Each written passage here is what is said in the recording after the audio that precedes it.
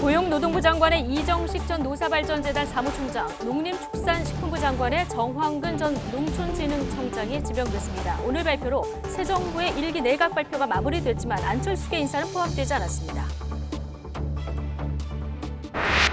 공동정부 운영 기조가 흔들린다는 지적 속에 안철수 위원장이 오늘 인수위 회의에 불참했습니다.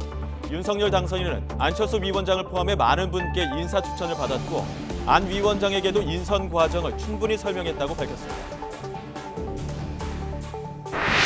검찰의 수사권 폐지와 한동훈 법무부 장관 후보자 지명을 놓고 여야 공방이 수위를 높여가고 있습니다.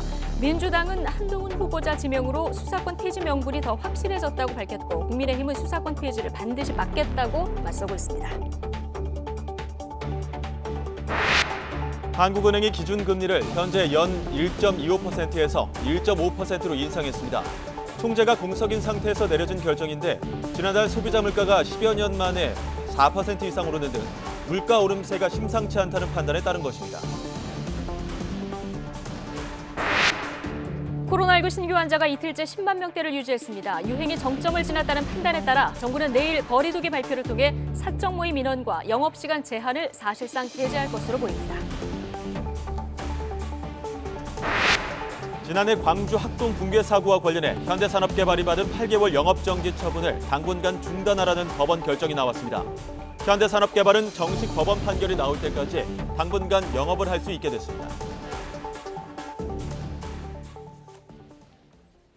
윤석열 당선인이 고용노동부 장관 후보자로 정황근 전 농촌진흥청장을 그리고 고용노동부 장관 후보자로 이정식 전 노사발전재단 사무총장을 지명했습니다. 이번에도 안철수계 인사는 포함되지 않았는데 윤 당선인은 특정 인사를 배제한 것은 아니라고 거듭 일축했습니다. 자세한 내용 취재기자 연결합니다. 엄현주 기자. 네, 서울 삼청동 인수위원회입니다. 네, 조금 전에 윤석열 당선인 남은 내각 인선도 발표를 했죠. 네, 조금 전 윤석열 당선인은 남은 내각 인선을 직접 발표했습니다. 농림축산식품부와 고용노동부 두 개 부처의 장관 후보자를 각각 지명한 건데요. 농림축산식품부 장관 후보자로는 정황근 전 농촌진흥청장이, 고용노동부 장관 후보자로는 이정식 전 노사발전재단 사무총장이 낙점됐습니다. 특히 이번 내각 발표에서는 인사 갈등을 빚은 안철수 위원장 측 인사들이 포함될지가 관심이었습니다. 는데요. 이번에도 이른바 안철수계 인사는 끝내 포함되지 않았습니다. 이를 두고 관련 질의도 잇따랐습니다. 우선 윤 당선인은 내각 인선과 관련한 추천은 여러 사람에게 받았고 어느 특정 인사를 배제한 사실은 없다고 일축했습니다. 또 자신은 좀 이해가 안 되지만 안 위원장으로부터도 추천을 받았고 인선 과정이 어떤 방식인지에 대해 설명했는데 거기에 대해 아무 문제가 없다고 생각한다고 밝혔습니다. 그러면서 이 과정에서 안 위원장이 불쾌해하는 건 없는 것으로 알고 있다며 안 위원장이 구체적으로 무슨 생각을 하는지 어떤 입장인지 전혀 아는 바가 없다고 거듭 강조했습니다. 이어 자신과 얘기할 때는 그렇게 안 해놓고 속으로는 어떻게 생각하는지 알 수 없다며 관련 질문에 대해 다소 불쾌한 감정을 숨기지 않았습니다.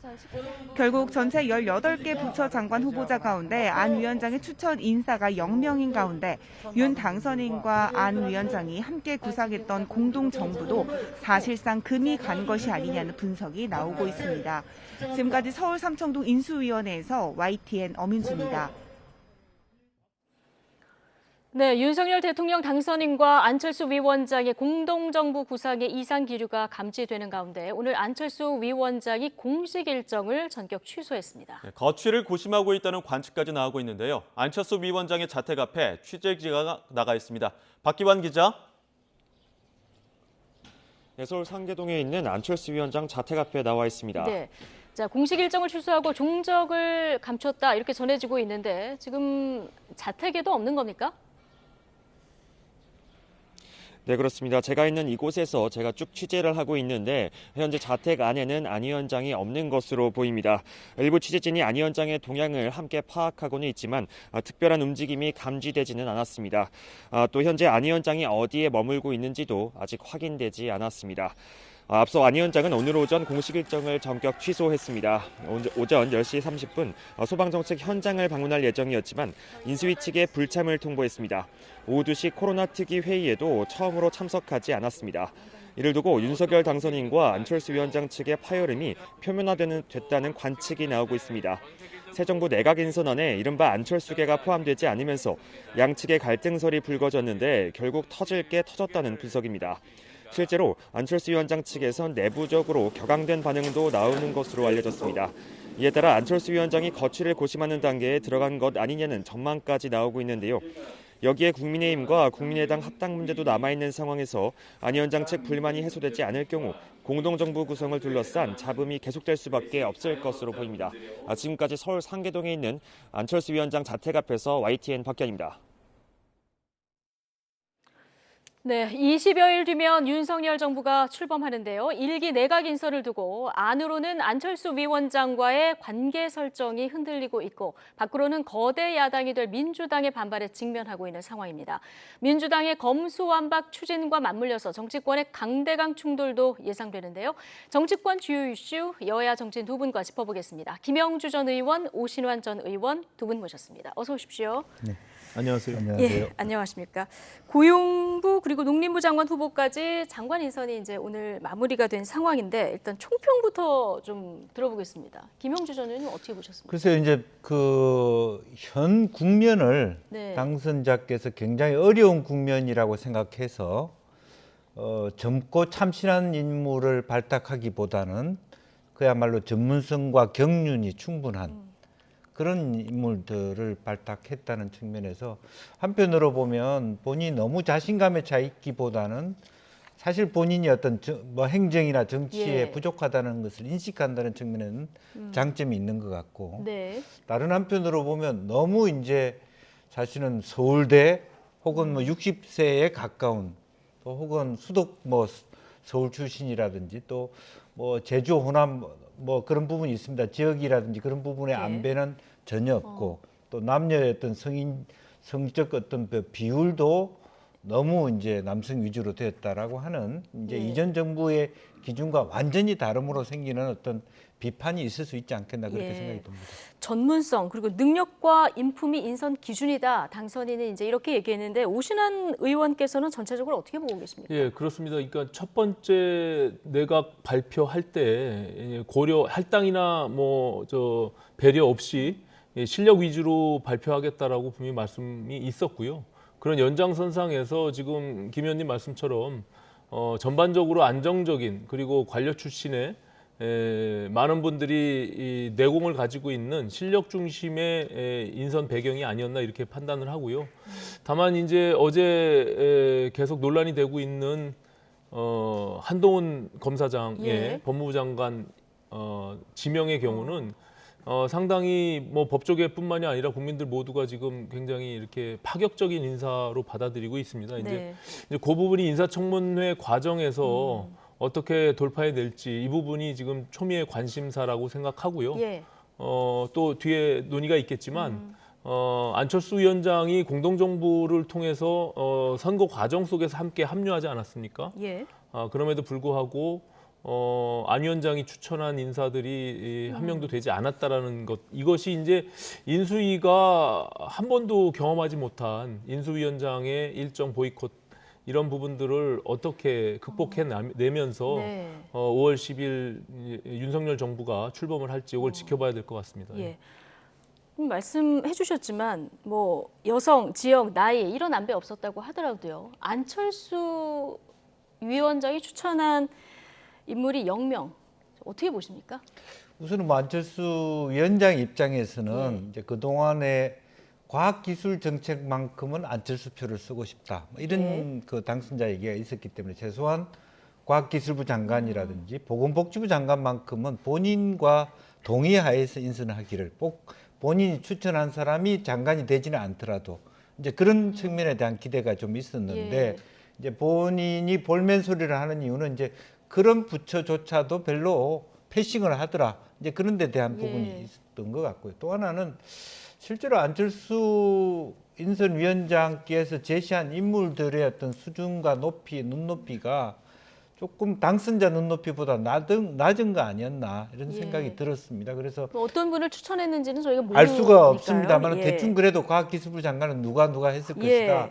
또 행안부 장관은 누가 했을 것이다. 이렇게 들었습니다만은 이제 그런 면에서 당선자가 꼭 앉히고 싶은 사람하고 매칭이 서로 안 됐을 수도 있고요. 예. 경우 우연히 그럴 수도 있는 것입니다만은 어쨌든 당선자가 하는 역할이니까 결정한 예. 최종 결정자는 그래서 본인이 생각할 때 초기 내각으로서 이 예. 위기를 같이 극복할 수 있는 정도의 캐리어가 된다 안 된다는 것만 판단했기 때문에 네. 안철수 위원장이 추천한 사람들은 애석하게 안 됐다는 측면이 하나 있고요. 예. 또 하나는 공동정부를 만들어가는 과정에서 사실은 후보 단일화 과정이 굉장히 짧은 시간에 혹은 어떤 면에서는 졸속으로 이루어졌고 후보 단일화의 효과에 대한 평가도 서로 다를 수 있기 때문에 예. 안철수 후보 측이 생각하는 만큼의 어떤 보상, 예. 보상이라는 표현이 적절하지는 않습니다만은 최소한 안철수 몫이라고 하는 부분에 대한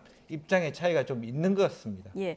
0.73% 차이로 이긴 상황에서 단일화의 효과를 지금 어떻게 계산할지 여기에 대한 평가도 갈릴 수 있다 이런 얘기를 해주셨는데 어쨌든 안철수 위원장의 선대위원장을 맡았었던 최진석 서강대 명예교수는 종이 쪼가리 말고 날 믿어달라 이런 말의 신뢰, 그 말을 한 사람의 내면의 크기를 지켜주지 목소리의 크기가 지켜주지 않는다.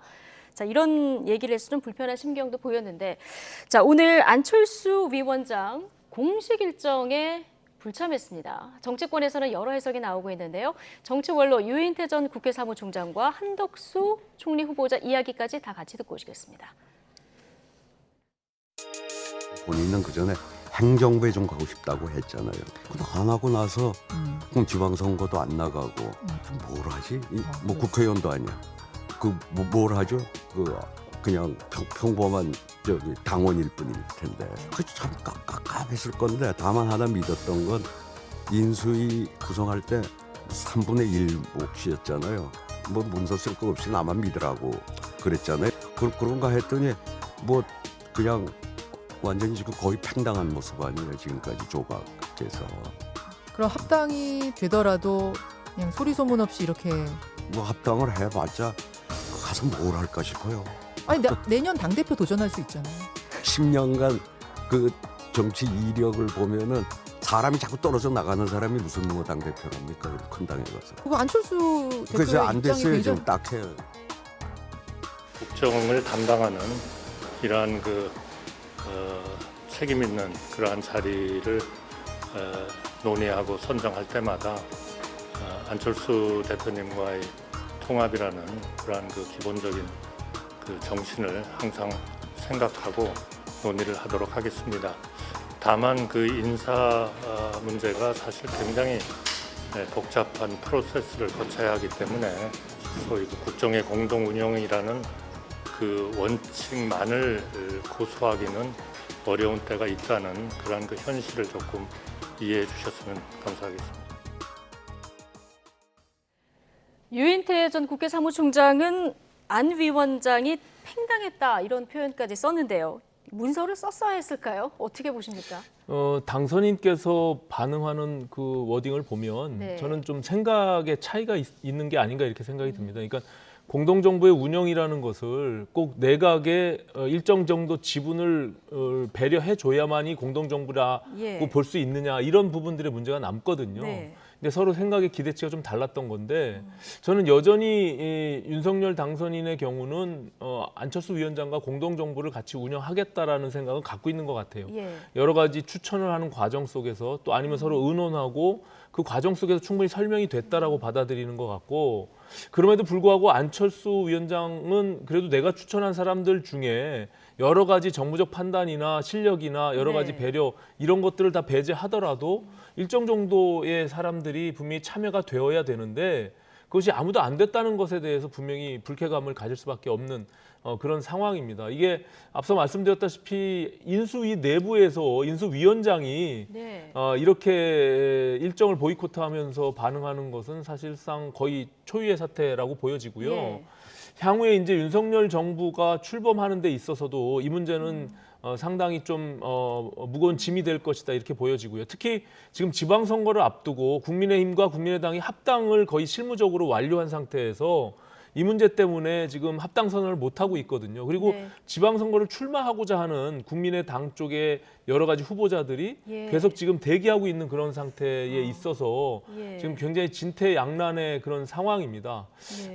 다만 안철수 위원장 또한 이 부분에 대해서 뭐 책임을 완전히 회피할 수는 없을 것이다 이렇게 생각이 듭니다. 이것은 어느 누구의 책임보다도 예. 그 과정 속에서의 어떤 신뢰를 기반으로 해서 지금까지 진행된 것이기 때문에 향후에 어쨌든 지금 내각뿐만이 아니라 다양한 어떤 공동 정부를 운영하는 데 있어서의 참여 방식은 또 다른 방향으로 있을 수 있거든요. 그래서 예. 그런 부분들을 또 어떻게 슬기롭게 풀어 나가느냐 이 과정도 좀 지켜볼 필요가 있다 이렇게 그런데 봅니다. 신뢰를 보여주는 첫 단추가 이 내각 인선 아닐까요? 뭐 그런 측면이 있습니다. 예. 다만 이제 안철수 위원장 측에서는 이 부분에 대해서 상당히 큰 불만을 가질 수밖에 없겠죠. 예. 특히 이태규 의원의 경우 인수위원을 박차고 나가면서까지 그 불만을 표시했고 또 이게 윤석열 당선인 측과의 서로의 소통의 창구를 거의 이태규 의원이 단일화해서 창구 역할을 했거든요. 근데 그것이 이제 단절되고 그 이후에 지금 서로 소통이 제대로 될 수 있는지 이런 부분들까지도 네. 여전히 지금 미지수로 남아 있기 때문에 예. 향후에 쉽지 않은 과정들이긴 하겠지만 그래도 이것이 정부 출범에 있어서 윤석열 당선인도 마찬가지고 안철수 위원장도 또 무거운 책임감을 갖고 있기 때문에 저는 뭐 이게 빨리 서로 대화를 물꼬를 트고 또 그 속에서 또 합리적인 방법들을 찾아서 해결해 나가는 것이 저는 바람직하다 이렇게 네. 보여집니다. 예. 윤석열 당선인 앞서 이제 기자들이 안철수 위원장 관련 질문을 많이 하니까 상황이 좀 이해가 안 된다. 인선 과정에 대해서 설명을 드렸고 아무 문제 없다고 생각을 했다. 이해가 안 된다 이런 표현을 썼는데 또 안철수 위원장 입장에서 보면 또 서운할 수도 있는 이런 상황인데 어쨌든 사퇴 가능성 얘기도 나오고 있는 상황이긴 한데요. 그러나 또 어디로 갈까 이걸 생각해 보면 또 마땅한 선택지는 없다 이런 평가도 나오는데 어떻게 그렇습니다. 보십니까? 이제 사퇴를 하면 뭐 사퇴 그 자체가 어디까지 영역인지 그야말로 합당 과정까지도 안 하겠다는 것인지 그랬을 때 과연 본인이 남아 있는 상당히 이전에 이미 국민의당의 당원들이 일찌감치 국민의힘으로 온 당원들도 꽤 있습니다. 예. 경기도당 같은 경우는 그렇게 알고 있는 상태에서 사실은 뭐 어디를 갈 만한 어떤 데도 없지 않느냐. 사면 초과에 지금 예. 담겨 있다라고 보여지고 그렇기 때문에 훨씬 더 편안하게 뭐 좀 이제 뭐 그 일부러 그런 부분들을 활용할 것 같지는 않습니다만은 이제 실제로 당선자 입장에서는 나는 내 기준에 맞게 누구든 간에 추천한 사람을 골랐다 이런 말을 할 수 있는 것이고 그런 의미에서 오히려 초창기에 그 안철수 대표 측에서 그래도 문서로 한 예. 두 영역은 내가 선택할 수 있도록 해달라고 하는 것이 훨씬 더 깨끗하지 않았겠는가. 네. 지금 막연하게 나한테 그 정도는 해주겠지라고 생각하다가 막말로 때 팽당한 것처럼 보이거나 예. 뒤통수 맞은 것처럼 보이는 그렇게 생각할 바에야 차라리 처음부터 그런 걸 요구하는 것이 더 오히려 깔끔하고 공동정부하고 연정은 좀 다를 수는 있겠습니다만 그래도 기본적으로 큰 범위에서 공동정부나 연정을 한다는 것은 한두 내각의 수장은 즉 장관은 다른 파트너와 하는 것이 일반론적인 겁니다. 이제 그런 측면에서 이 윤 당선자의 결정이 굉장히 독특한 스타일이라고 볼 수 있는 것 예. 같습니다. 그럼에도 불구하고 뭐 이태규 의원이 그만두었습니다만은 그대로 다른 자리가 들어오는 것이고 네. 인수위원장 아마 나가시면 다른 사람으로 인수위원장 뽑을 겁니다. 네. 그러면 더 이상 입지가 좁아진다는 것이죠. 그렇군요. 신뢰는 문서로 남겨야 된다. 김영주 의원님의 오늘의 교훈인데 그 사실 정치권에서 예. 뭐 문서를 남긴다고 해서도 그것이 하나의 무슨 법적인 구속력을 갖고 있는 것이 아니기 때문에 또 안 지키면 예. 그만이니까요. 저는 뭐 사실은 이번 1기 내각 발표한 것을 보고 상당히 윤석열 당선인이 주도해서 본인의 의지를 강하게 피력한 그런 인선이 아니었나 보여지는데요. 지금 실력 위주를 쭉 말씀드렸지만 어쨌든 인사라는 것이 정무적 판단이나 여러 가지 고려를 해야 되는 것이 네. 굉장히 많기 때문에 예.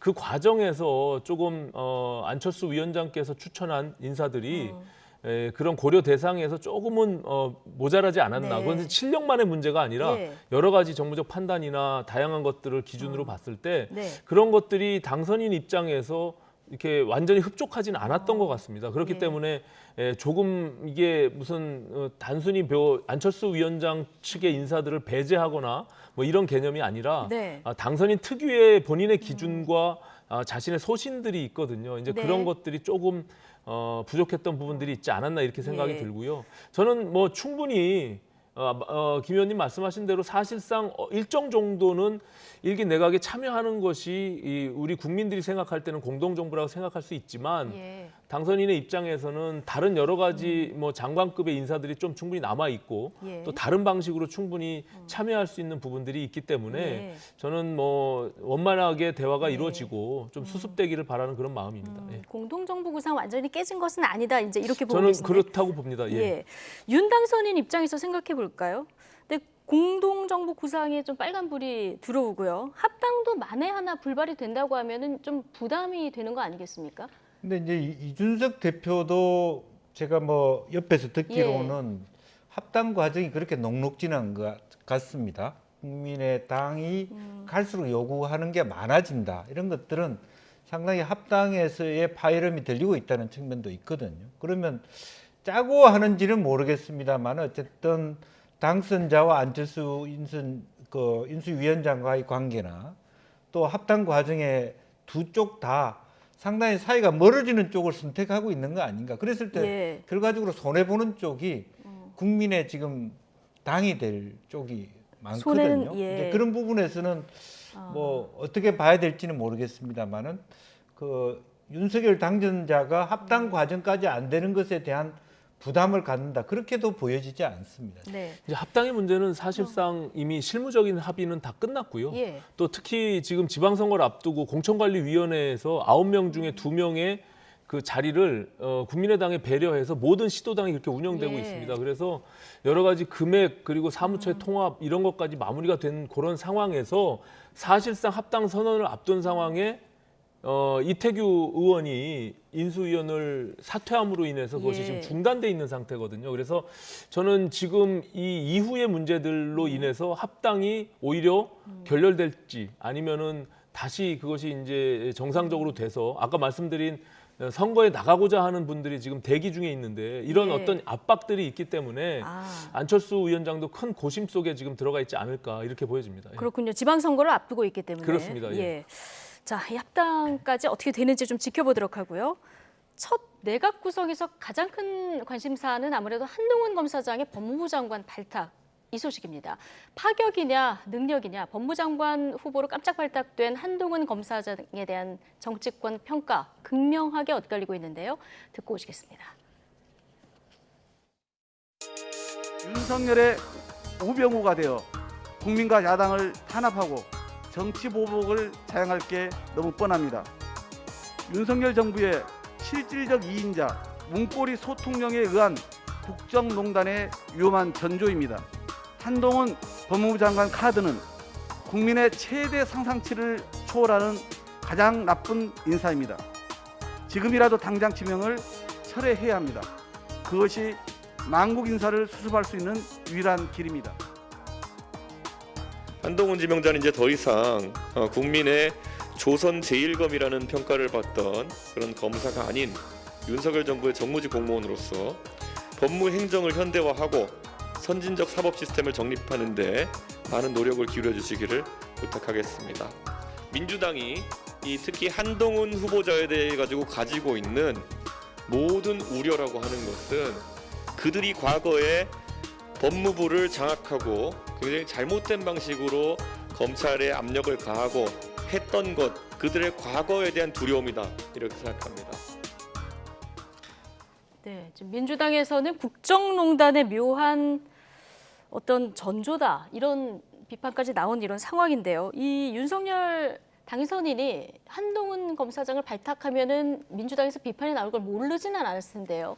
지금 민주당에서 검수완박 입법을 추진하고 있는 상황, 이것까지 다 염두에 두고 발탁을 한 거라고 보십니까? 사실은 뭐 그런 걸 염두에 두고 예.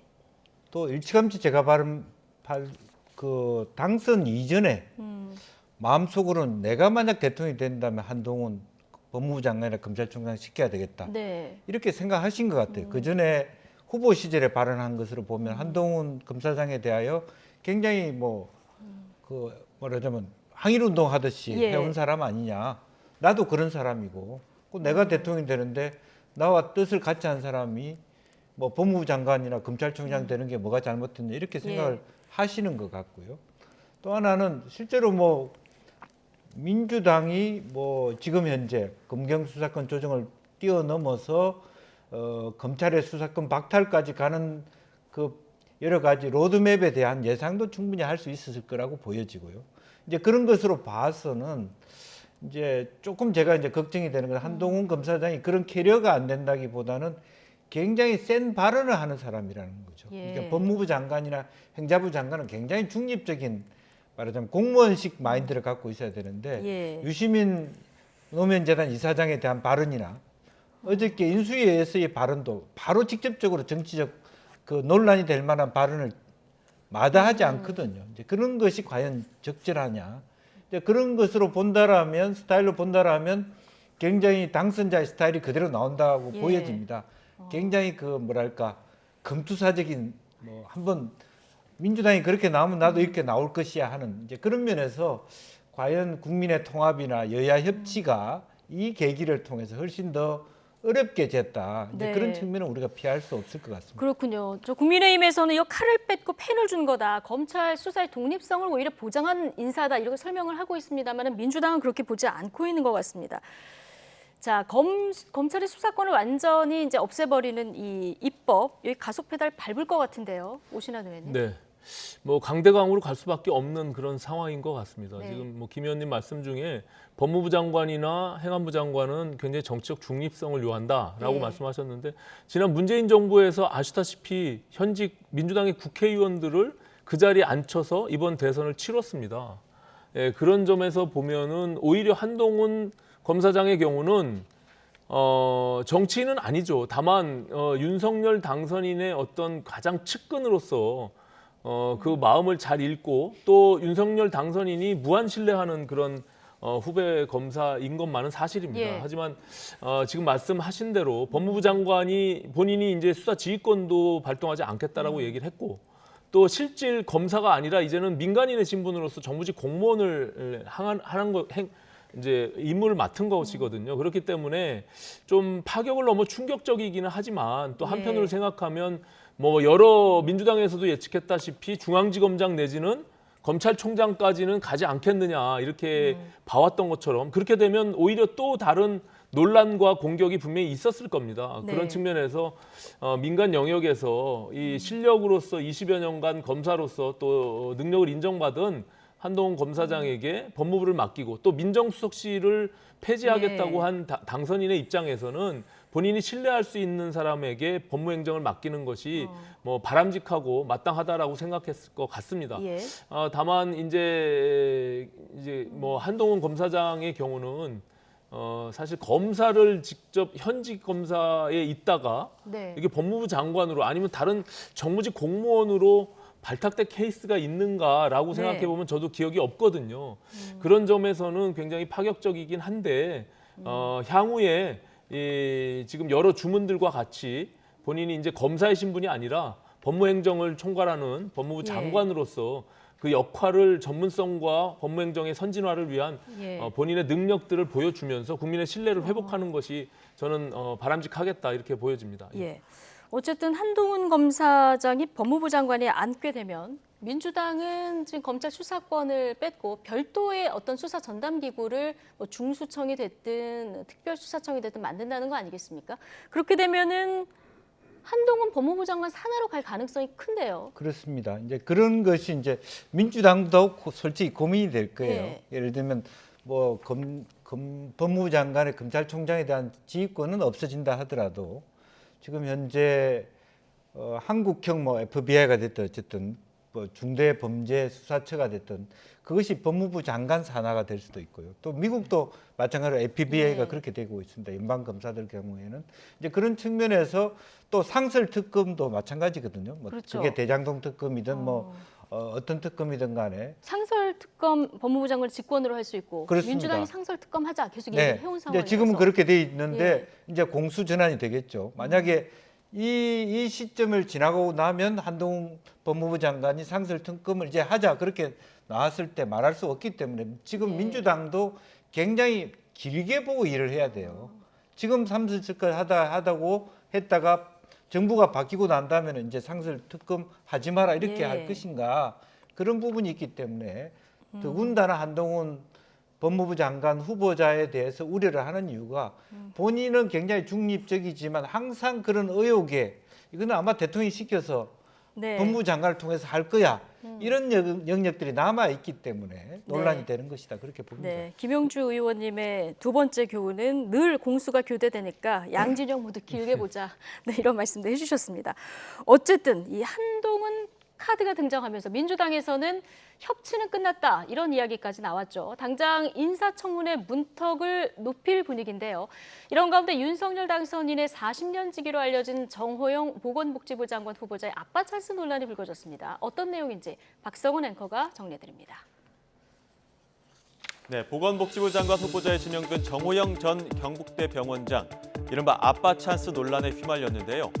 정호영 후보자가 경북대 병원 부원장일 때는 딸이, 그리고 정 후보자가 원장일 때는 아들이 경북대 의대에 편입한 사실이 확인된 겁니다.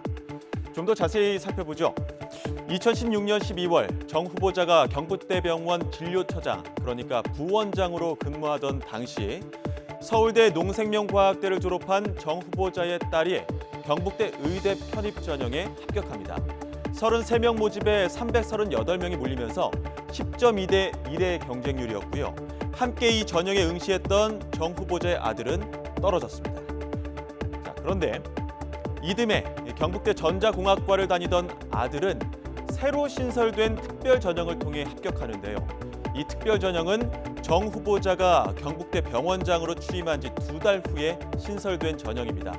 17명 선발에 98명 지원했으니까 경쟁률 5.7대 1이었죠. 송곳 검증을 예고했던 민주당은 이를 비판하며 사퇴를 거듭 압박했는데요. 관련 내용 들어보시죠. 이거 우연일까요? 지금 정도 되면 검찰이 사실은 가령 정호영 후보자 같은 경우에 옛날 조국 장관식으로 하자면 정호영 보건복지부 장관 후보자 지금 정도면 한동훈도 마찬가지고요. 지금 정도면 얼른 압수수색 해가지고 수사 다시 해야 돼요. 시작해야 돼요. 그러니까 그 정도 되면 지금쯤은 옛날에 윤석열 당선인이 검찰을 있을 한동훈 수사하던 식으로 하자면 지금 압수수색 해야 된다니까요. 네, 조국 전 법무부 장관도 관련 내용을 SNS에 공유하며 비판의 목소리를 보탰는데요. 정호영 복지부 장관 후보자 자녀에 대한 검증도 조 전 장관의 딸 조미 씨와 마찬가지로 동일한 잣대를 적용해야 한다고 날을 세운 겁니다. 자녀 편입 논란, 이른바 아빠 찬스 공세에 대해 정 후보자 인사청문 준비단은 적법한 절차에 따라 부정의 소지 없이 편입했다는 것이 후보자의 입장이라며 청문회를 통해 상세한 사항을 설명하겠다고 밝혔는데요. 인사청문회를 앞두고 벌어진 이딴 칼럼 논란에 자녀 의대 편입 의혹까지 벌써부터 상당한 난항이 예상됩니다. 네. 하필이면 병원 부원장일 때, 원장일 때 아들, 딸이 의대 편입에 이제 성공을 하다 보니까 여러 가지 의혹이 나오고 있어서 지금 박석원 앵커가 정리를 해줬는데 어떻게 보십니까? 뭐 사실 심상치 않은 부분들이 분명히 있습니다. 이제 인사청문회 과정에서 저 부분에 대해서 명쾌하게 국민들께 소명이 필요하다고 저는 보여지고요.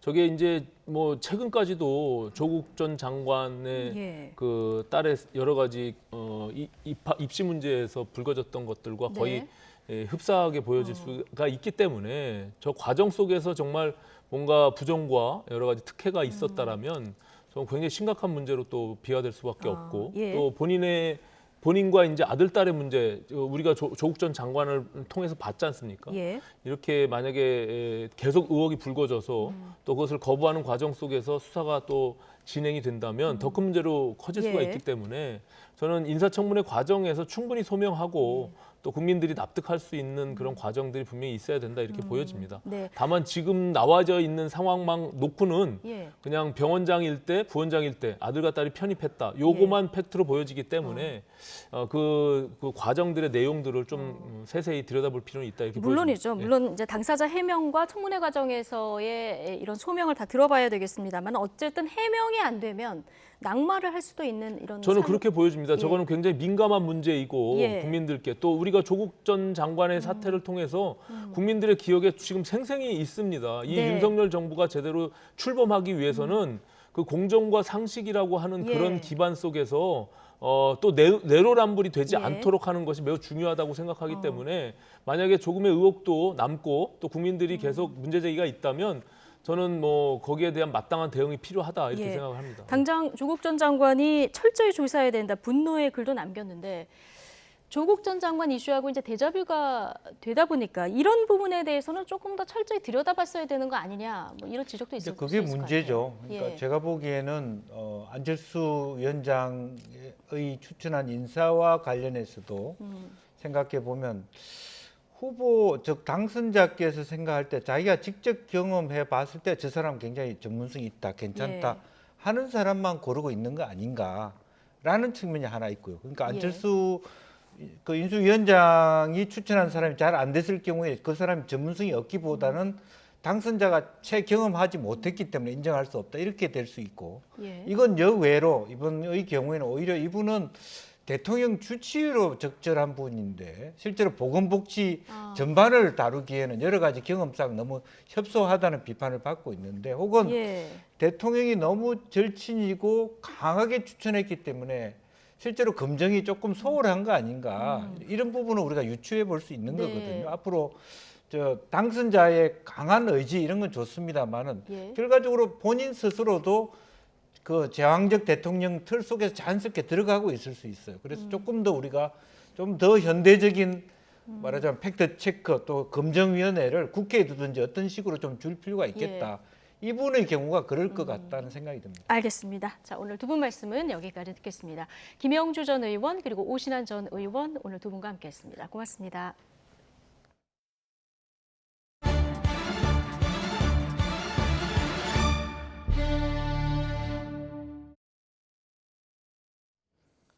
네, 방금 들어온 소식부터 전해드리겠습니다. 공군 성폭력 피해자 고 이해람 중사 사망 사건 조사를 위한 특검법이 국회 법제사법위원회를 통과했습니다. 법사위는 오늘 오후 전체 회의에서 이중사 사건 특검법을 의결했습니다.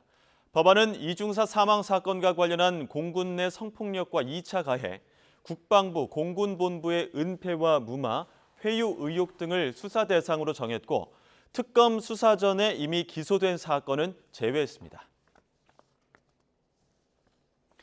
다음 소식입니다. 미국이 핵 추진 항공모함을 동해로 보내 4년 5개월 만에 대북 군사 압박에 나섰습니다. 북한의 ICBM 발사와 핵실험 움직임에 대한 경고 신호인데요. 과연 효과를 낼 수 있을까요? 과거 사례는 어땠는지 강정규 기자가 되짚어봤습니다. 움직이는 군사기지. 미 해군 7함대 항모전단이 동해에서 위용을 드러냈습니다. 북한의 ICBM 화성 17형 발사와 7차 핵실험 움직임에 보내는 경고 메시지입니다. 지난 2017년 이후 4년 만에 다시 꺼내든 미국의 군사 압박 카드. 과연 통할까요? 4년 전 김정은과 트럼프 두 스트롱맨이 부딪혔을 때를 되짚어 보겠습니다. 당시 미국 독립기념일에 맞춰 북한이 ICBM 화성 14형을 쏘아 올리자 미국은 죽음의 백조, B-1B 전략폭격기를 동원해 무력 시위에 나섰습니다. They will be met with fire, fury, and frankly power, the likes of which this world has never seen before. 북한은 지지 않고 미국의 태평양 군사 거점인 괌에 대한 위협 사격으로 맞받아쳤습니다. 또 6차 핵실험에 이어 워싱턴을 사정권에 둔 화성 15형 발사까지 거침없이 나갔습니다. 오늘 비로소 국가 핵무력 완성의 역사적 대업, 로켓 강국 위협이 실현되었다고 긍지 높이 선포하시었다. 이른바 전략적 인내로 북한을 무시해온 민주당 오바마 행정부 때도 비슷한 일이 있었습니다. 2013년 3차 핵실험 이후 미군이 B2 스텔스 폭격기를 한반도 상공에 처음 출격시키자 북한은 무수단 미사일을 이리저리 옮겨다니며 괌 포격 태세를 이어갔습니다. 미국은 북한의 오판을 우려해 ICBM 시험 발사를 미루고 먼저 대화의 손을 내밀었습니다. President Obama ordered a number of exercises not to be undertaken. I think we have lowered our rhetoric significantly, and we are. 결국 두 사례 모두 상대적으로 잃을 게 적은 북한의 벼랑 끝 위협이 통한 셈입니다. 소극적 정세 관리 위주인 바이든 행정부의 관심을 끌기 위해서라도 북한은 이번에도 미국과 강대강 대치를 마다하지 않을 걸로 보입니다. YTN 강정규입니다. 앞으로 노동자 30명 이하 중소사업장에서도 퇴직연금 제도가 시행됩니다. 근로복지공단은 30인 이하 사업장에서 사용자와 노동자가 낸 분담금으로 공동기금을 조성해 근로자에게 퇴직급여를 지급하는 중소기업 퇴직연금기금 발대식을 열었습니다. 퇴직연금기금은 금융기관과 근로복지공단이 공동 운영하며 정부는 앞으로 3년 동안 노동자 1명당 최대 23만 원까지 사용자 분담금을 지원합니다.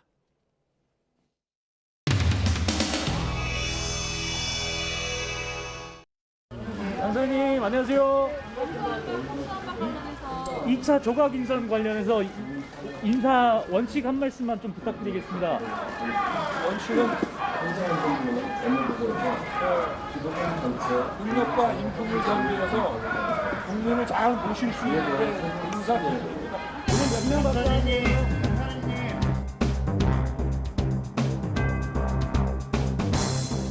정상화하고 우리 국제사회에서 책임과 다음은 법무부 장관 후보자입니다. 한동훈 후보자는 20여 년간 법무부와 검찰의 주요 요직을 두루 거쳤고 지금 민주당이 검수완박 추진을 하고 있는데 법무부 장관으로서 생각하시는 방향이나 좀 대응 방안이 있으실지 여쭙고요. 이 법안이 통과되면 국민들이 크게 고통받을 것이기 때문입니다. 그 점을 감안했을 때 이런 법안의 처리의 시도는 반드시 저지되어야 한다고 생각합니다.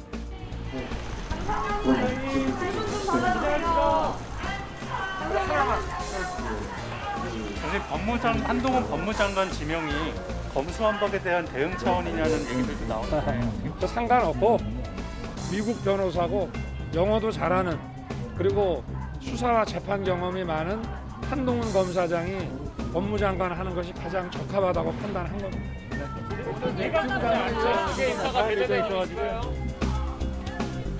검찰공화국으로 가는 서막이 열렸습니다. 상상을 초월하는 인사 결과에 충격을 금할 수 없습니다. 윤석열 당선자가 검찰을 사유화하겠다는 선언입니다.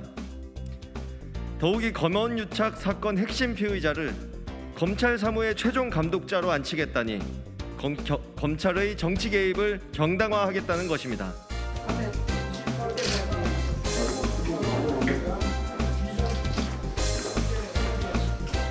민주당이 검찰총장과 서울지검장 절대 안 된다. 수사권을 행사하는 자리는 절대 안 된다라고 이미 여러 차례 얘기를 했고 그러한 논란을 피하기 위한 것이 아닌가 이렇게 생각이 든 거예요.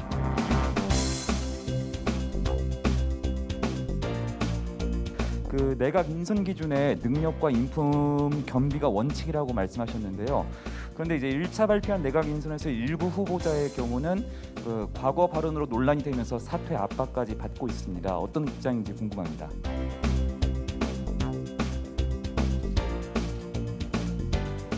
저는 듣지 못한 얘기인데 뭐 무슨 문제가 있으면 취재를 해서 보도를 좀 하시면은 제가 살펴보겠습니다. 네. 예.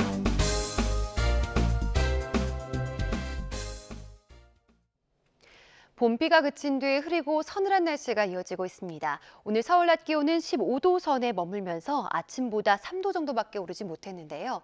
내일부터는 다시 맑고 포근한 봄 날씨를 회복하겠습니다. 내일 서울 아침 기온 7도에서 출발해서 낮에는 19도까지 오르겠습니다.